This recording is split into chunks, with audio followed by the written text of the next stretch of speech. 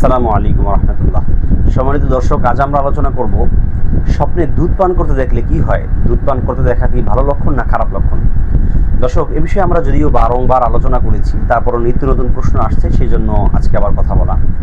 দেখুন, হাদিসের ভিতরে বিশেষ করে তিরমিজি শরীফের একটি হাদিসে এসেছে, আল্লাহ রাসূল সাল্লাল্লাহু আলাইহি ওয়াসাল্লাম বলেন যে আমি স্বপ্ন দেখলাম একটা পেয়ালার ভিতরে আমার সামনে দুধ আনা হয়েছে এবং সেখান থেকে আমি দুগ্ধ পান করে আমার প্রিয় সাহাবী হযরত ওমরকে আমি দিয়ে দিয়েছি।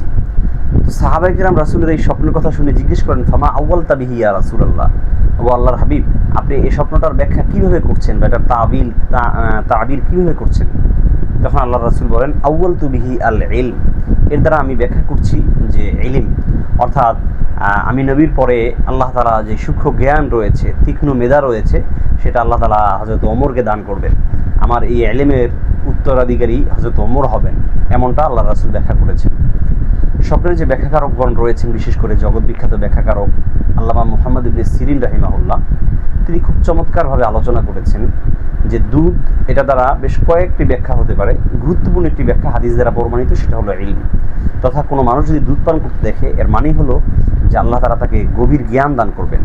তিনি দ্বীনে ইলমের একেবারে তাআম্মুক ফিল ইলম, ইলমের গভীরতায় পৌঁছে যেতে পারবেন। ছোট্ট ছোট্ট সূক্ষ্ম তীক্ষ্ণ বিষয়গুলোকে সে উদ্ঘাটন করতে পারবেন।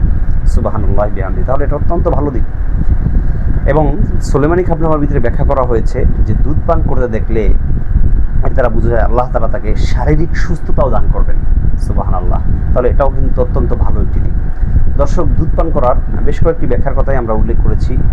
এই ধরনের ব্যাখ্যা থেকে আপনার ক্ষেত্রে যেই ব্যাখ্যাটা প্রযোজ্য হতে পারে সেই বিষয়টা ইনশাআল্লাহ বুঝে নেবেন। তাছাড়া যদি আপনাদের কোনো দ্বিধা সংশয় থেকে থাকে, আমাদের সাথে যোগাযোগ করবেন। ডিসক্রিপশন বক্সে পেজের লিঙ্ক থাকবে, অথবা আমাদেরকে কমেন্টস করলেও ইনশাআল্লাহ আমাদের সাথে কথা বলতে পারবেন।